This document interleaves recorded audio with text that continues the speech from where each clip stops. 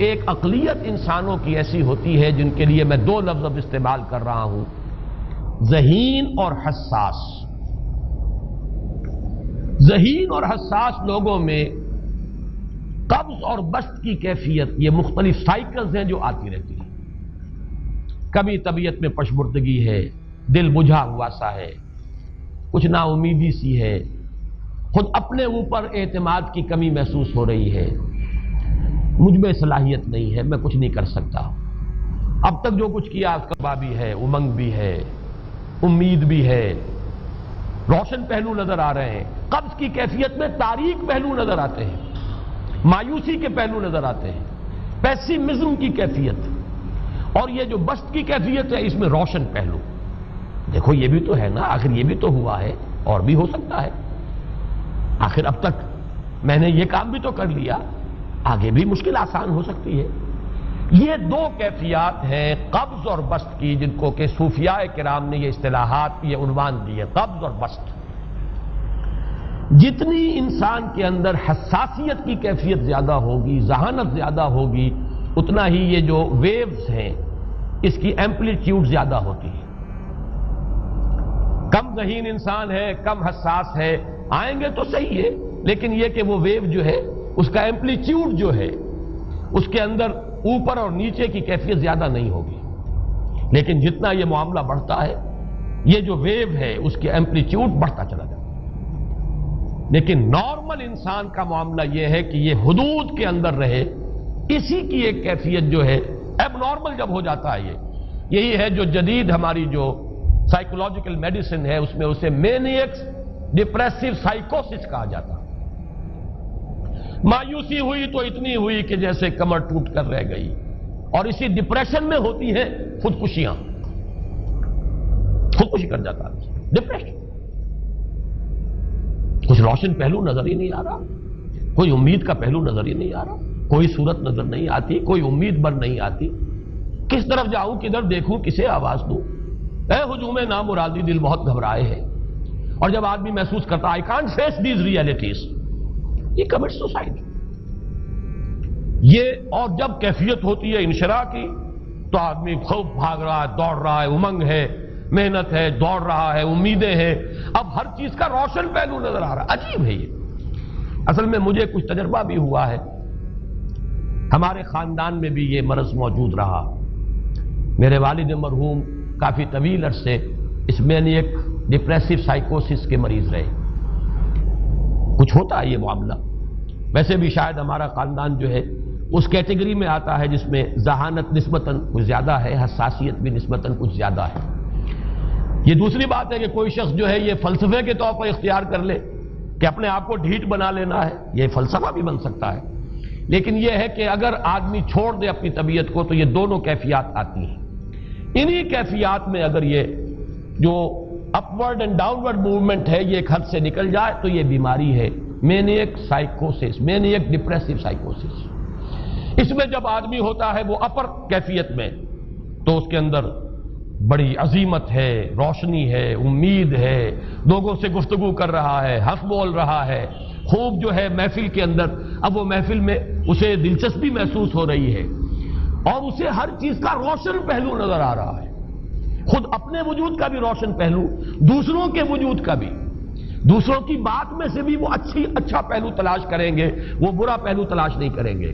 جب دوسری کیفیت ہے ڈپریشن کی، ہر ایک کی بات میں کوئی برائی نظر آئے گی، کوئی اس کی نیت کا فطور ہے، کوئی فساد ہے، کوئی یہ جو ہے بدنیتی کے ساتھ یہ بات کر رہا ہے، کوئی خیر کہیں ہے ہی نہیں، برائی ہی برائی ہے، مایوسی ہی مایوسی ہے، بدلی ہی بدلی۔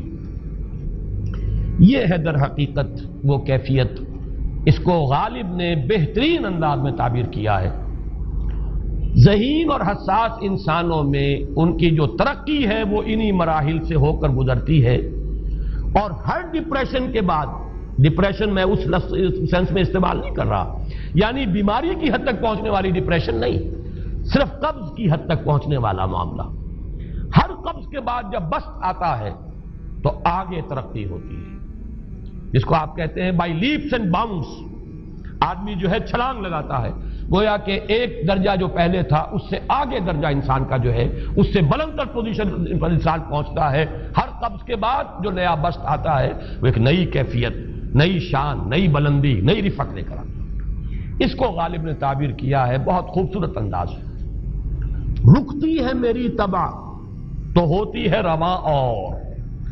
یعنی شاعر بھی کبھی ایسا وقت آتا ہے شعر جو ہے اس پر نازل ہی نہیں ہو رہا، شعر نہیں کہہ پا رہا، طبیعت میں رکاوٹ سی ہے، بندش سی ہو گئی ہے، کوئی کلام موضوع ہو ہی نہیں رہا. لیکن پھر جب یہ کیفیت جو ہے بدلتی ہے اور جب پھر بست کی کیفیت آتی ہے، رکتی ہے میری طبع تو ہوتی ہے رواں اور، پھر اس کے اندر ایک جولانی نئی ایک کیفیت جو ہے انشراح کی، وہ ایک بالکل نئی کیفیت، نئی شان کے ساتھ. یہ ہے وہ معاملہ جو ان آیات مبارکہ کے پس منظر میں ہے. اسی لیے اب میں آپ کو اس کا حوالہ دے رہا ہوں. تفسیر مظہری میں قاضی ثناء اللہ پانی پتی رحمۃ اللہ علیہ نے بہت عمدہ بات فرمائی ہے کہ حالت قبض اگر کسی شخص پر طاری ہو تو اس حال میں اکسیر کا درجہ رکھتی ہے یہ سورہ مبارکہ، اس لیے کہ یہ نازل ہوئی ہے محمد الرسول اللہ صلی اللہ علیہ وسلم پر اسی حالت قبض میں. وَالضُّحَىٰ وَاللَّيْلِ إِذَا سَجَىٰ مَا وَدَّعَكَ رَبُّكَ وَمَا قَلَىٰ وَلَلْآخِرَةُ خَيْرٌ لَكَ مِنَ الْأُولَىٰ وَلَسَوْفَ يُعْطِيكَ رَبُّكَ فَتَرْضَىٰ أَلَمْ يَجِدْكَ يَتِيمًا فَآوَىٰ وَوَجَدَكَ ضَالًّا فَهَدَىٰ وَوَجَدَكَ عَائِلًا فَأَغْنَىٰ. یہ تمام آیات اب معلوم ہوگا کہ جیسے موتی پروئے ہوئے. ایک لفظ قبض، اب اس میں جو بھی واقعاتی اور جو میں نے آپ کو روایاتی جو بھی پس منظر بیان کیا وہ بھی فٹ بیٹھ رہا ہے. وہ خودکشی کا معاملہ بھی آ گیا، اس میں فٹ بیٹھ رہا ہے کہ بخاری شریف میں روایت موجود ہے کہ حضور فرماتے ہیں کہ میری طبیعت پر اس درجے اضطراب تھا، اتنی کیفیت جو ہے میری تشویش کی تھی کہ میرے دل میں بار بار خیال آتا تھا کہ پہاڑ پر چڑھ کر اپنے آپ کو نیچے گرا دوں. یہ سارے معاملات اب آپ کو محسوس ہوگا جیسے تمام کڑیاں جو ہیں وہ جڑ گئی، جیسے رات کو اب آپ اٹھ نہیں پا رہے، اضمحلال ہے، اعصابی جو ہے اعصاب اس درجے متاثر ہو چکے ہیں. صرف یہ ایک احساسات کی کیفیت نہیں ہے، آپ کی قوت فعلی جو ہے، قوت عملی، وہ بھی اس درجے متاثر ہو چکی ہے کہ کئی راتیں گزر گئی اور آپ رات کو نہیں اٹھ سکے، جس پر کہ ام جمیل کو یہ کہنے کا موقع مل گیا کہ معلوم ہوتا محمد تمہارا شیطان تمہیں چھوڑ گیا. اب یہ جملہ اپنی جگہ پر اس کی کاٹ ہے یقیناً، اس سے یضیق صدرک بما یقولون، لیکن وہ کیفیت جس کی وجہ سے یہ جملہ آیا ہے اس پر نگاہ دوڑائیے، اس پر نگاہ کو مرکوز کریں گے تو معلوم ہوگا ایک لفظ قبض، یہ قبض کی ایک کیفیت تھی. اس قبضی کی کیفیت کا ایک مظہر یہ ہے چونکہ یہ بھی تو در حقیقت قلب مبارک جو ہے محمد الرسول اللہ صلی اللہ علیہ وسلم کا، اسی پر تو وحی کا نزول ہوتا تھا. یہ بھی وہی داخلی احساسات و کیفیات کا معاملہ ہے، یہی بھی در حقیقت یہ واردات قلبیہ ہی کا سارا معاملہ ہے.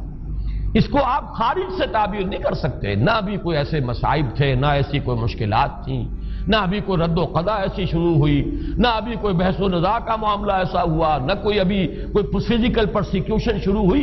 یہ سب داخلی ہی کیفیات ہیں، اور ان داخلی کیفیات کے حوالے سے ان سورہ مبارکہ کو اگر صحیح سمجھا ہے تو صوفیہ نے سمجھا.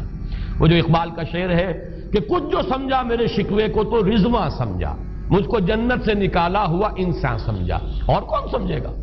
وہ تو سمجھے گا کہ دکھے ہوئے وہ دل کی صدا ہے. وہ کیا ہے جو اقبال کی وہ ایک نظم ہے، پرندے کی فریاد، گانا اسے سمجھ کر خوش ہونا سننے والے. یہ تو در حقیقت ایک دکھے ہوئے دل کی صدا، فریاد یہ صدا ہے. تو یہ کیفیت جو ہے رضوان سمجھ سکا ہے جو کہ داروغہ جنت ہے، اس نے سمجھا یہ وہی آدم جو نکالا گیا تھا یہاں سے، یہ اس کی فریاد ہے. کچھ جو سمجھا میرے شکوے کو تو رضواں سمجھا، مجھ کو جنت سے نکالا ہوا انسان سمجھا. تو واقعہ یہ ہے کہ اس سورہ مبارکہ کا صحیح فہم اگر حاصل ہوا ہے، وہ امام راضی کو حاصل ہو ہی نہیں سکتا. وہ عقل اور منطق کی گتھیاں سلجھانے والے آدمی ہیں، اپنی جگہ ان کی کنٹریبیوشن بہت. یہ لغت اور ادب کا کوئی خاص مسئلہ اس میں ہے ہی نہیں کہ زمخشری اس میں کوئی جولانی دکھائیں اپنی، اس میں کوئی ایسا اشکال ہے ہی نہیں، نحوی اشکال ہی نہیں. لیکن یہ واردات قلبیہ کا معاملہ ہے، احساسات باطنی کا معاملہ ہے، یہ نفسیات انسانی کا معاملہ ہے. اور اس کو وہی سمجھ سکتے ہیں کہ جو ماہرین علم نفس ہیں، اور وہ ہیں صوفیاء کرام ہمارے ہاں، جن کا وہ ذوق ہے باطنی کیفیات و احساسات، جن کا موضوع ہے کہ یہ در حقیقت حالت قبض کی کیفیت ہے.